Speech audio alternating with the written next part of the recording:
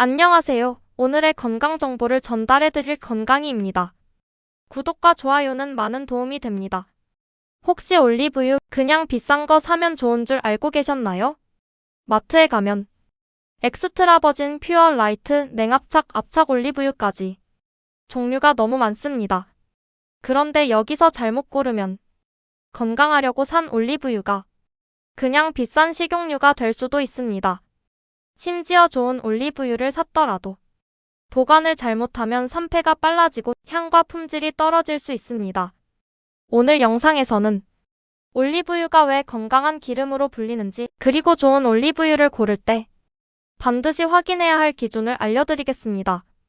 특히 마지막에 말씀드릴 보관 방법을 모르시면 좋은 올리브유를 사놓고도 제대로 활용하지 못할 수 있습니다. 먼저 올리브유의 첫 번째 장점은 단일 불포화지방산입니다. 올리브유에는 올레산이라는 지방산이 많이 들어있습니다. 올레산은 단일 불포화지방산의 한 종류입니다. 우리가 흔히 건강한 지방이라고 말할 때 자주 언급되는 지방이 바로 이런 불포화지방입니다. 하버드 헬스 자료에서도 올리브 오일은 단일 불포화지방산이 풍부하고 포화지방을 대체할 때 나쁜 LDL 콜레스테롤 관리에 도움이 될 수 있다고 설명합니다. 여기서 중요한 표현은 대체할 때입니다.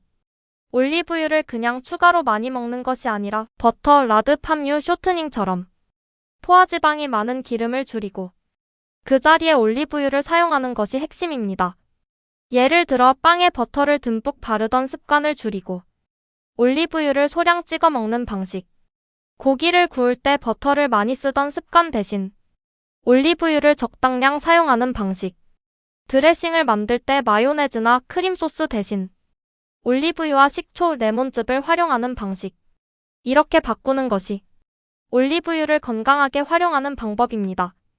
두 번째 장점은 항산화 성분과 식물성 성분입니다. 특히 엑스트라 버진 올리브유에는 폴리페놀 같은 식물성 성분이 들어있습니다. 이런 성분들은 산화 스트레스, 염증 반응과 관련해서 많이 연구되는 성분입니다. 물론 올리브유를 먹는다고 염증이 바로 사라지거나 질병이 치료되는 것은 아닙니다. 하지만 전체 식단에서 가공식품, 튀김, 포화지방, 당류가 많은 음식을 줄이고 채소, 생선, 통곡물, 견과류, 올리브유를 중심으로 한 식단을 유지하면 몸에 더 좋은 식사 패턴을 만들 수 있습니다. 그래서 올리브유는 지중해식 식단에서도 자주 언급됩니다. 지중해식 식단은 올리브유, 생선, 채소, 콩류, 통곡물, 견과류를 중심으로 하고 가공식품과 포화지방이 많은 음식을 줄이는 식단입니다. 즉, 올리브유 하나만 먹어서 건강해지는 것이 아니라 좋은 식단의 일부로 올리브유를 활용하는 것이 중요합니다. 세 번째 장점은 요리에 활용하기 쉽다는 점입니다.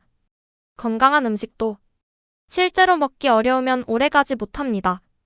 올리브유는 샐러드, 구운 채소, 계란, 생선, 닭고기, 파스타 등 다양한 음식에 활용하기 쉽습니다. 특히 채소와 잘 어울립니다. 예를 들어 토마토, 브로콜리, 파프리카, 양파, 버섯 같은 채소를 올리브유에 살짝 볶거나 구워 먹으면 채소를 훨씬 맛있게 먹을 수 있습니다. 건강한 식단에서 중요한 건 맛없게 참고 먹는 것이 아니라 건강한 재료를 지속 가능하게 먹는 것입니다.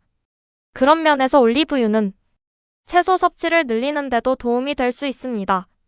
그럼 이제 좋은 올리브유를 고르는 방법을 알아보겠습니다. 첫 번째로 볼 것은 엑스트라 버진 표시입니다. 건강 목적이나 샐러드용, 마무리용으로 쓸 거라면 엑스트라 버진 올리브유를 우선으로 보는 것이 좋습니다.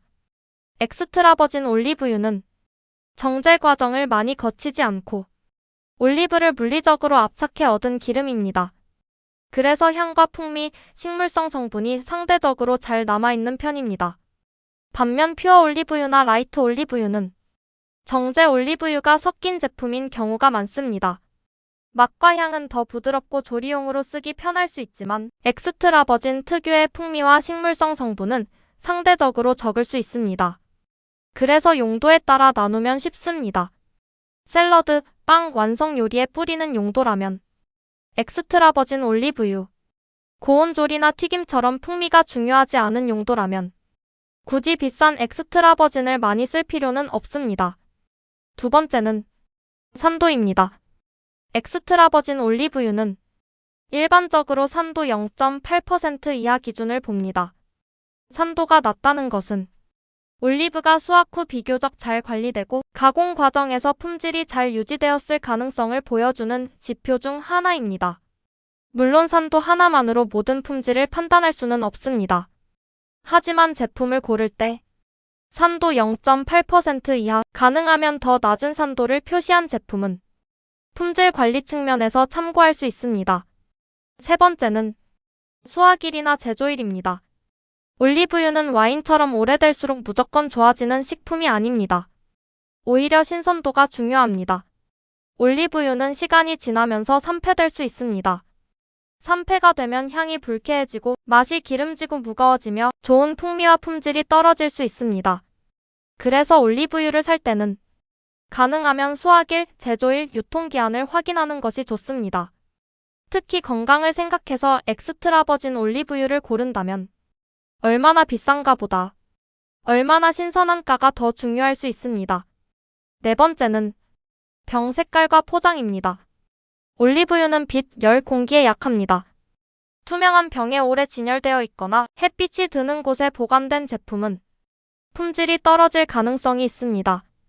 그래서 가능하면 어두운 유리병이나 빛 차단 포장이 된 제품을 고르는 것이 좋습니다. 집에서도 마찬가지입니다. 올리브유를 가스레인지 옆에 두는 분들이 많습니다. 하지만 가스레인지 옆은 열이 많은 장소입니다. 올리브유는 서늘하고 어두운 곳에 보관하는 것이 좋습니다. 뚜껑도 꼭 닫아야 합니다. 빛, 열, 공기를 줄이는 것이 올리브유를 오래 좋은 상태로 쓰는 핵심입니다. 다섯 번째는 용량입니다. 올리브유는 대용량이 가격은 저렴해 보일 수 있습니다. 하지만 혼자 살거나 사용량이 많지 않다면 너무 큰 용량은 오히려 손해일 수 있습니다.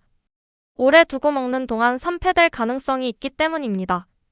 그래서 일반 가정에서는 처음부터 큰 통을 사기보다 500ml 전후의 용량을 선택하고 개봉 후에는 가능한 빨리 사용하는 것이 좋습니다. 특히 엑스트라 버진 올리브유는 향과 풍미가 중요한 제품이기 때문에 신선하게 쓰는 것이 더 중요합니다. 그럼 올리브유는 가열하면 안 될까요? 많은 분들이 엑스트라 버진 올리브유는 가열하면 안 된다라고 알고 있습니다. 하지만 이 말은 절반만 맞습니다. 엑스트라 버진 올리브유도 중불 정도의 볶음이나 계란 프라이, 채소구이에는 사용할 수 있습니다. 다만 기름에서 연기가 날 정도의 고온 조리는 피하는 것이 좋습니다. 기름에서 연기가 난다는 것은 온도가 너무 높아졌다는 신호입니다. 특히 180도 이상 고온 튀김이나 센 불에서 오래 가열하는 조리는 올리브유의 향과 품질을 떨어뜨릴 수 있습니다. 그래서 기억하기 쉽게 정리하면 이렇습니다. 샐러드와 마무리용은 엑스트라 버진, 중불 조리도 엑스트라 버진 사용 가능. 하지만 연기가 날 정도의 고온 조리는 피하기. 이렇게 이해하시면 됩니다. 마지막으로 올리브유를 먹을 때 주의할 점도 있습니다. 첫 번째, 많이 먹지 않는 것입니다. 올리브유는 건강한 지방이지만 기름입니다. 한 큰술만 해도 칼로리가 꽤 있습니다. 샐러드에 건강하다고 듬뿍 붓거나 공복에 숟가락으로 많이 먹는 방식은 추천하기 어렵습니다. 두 번째, 질환이 있는 분들은 조심해야 합니다. 담낭 질환이 있거나 지방 섭취를 제한해야 하는 분들, 소화가 예민한 분들은 올리브유도 많이 먹으면 불편할 수 있습니다. 세 번째, 올리브유만 믿으면 안 됩니다.